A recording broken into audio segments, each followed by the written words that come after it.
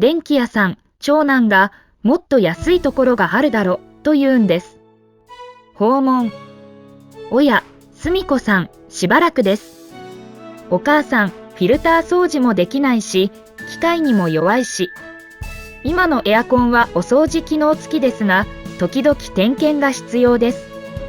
電気屋さんなら頼めばすぐ来てくれるから。やっぱり電気屋さんから買います。ありがとうございます。注文の多い町の電気屋さん。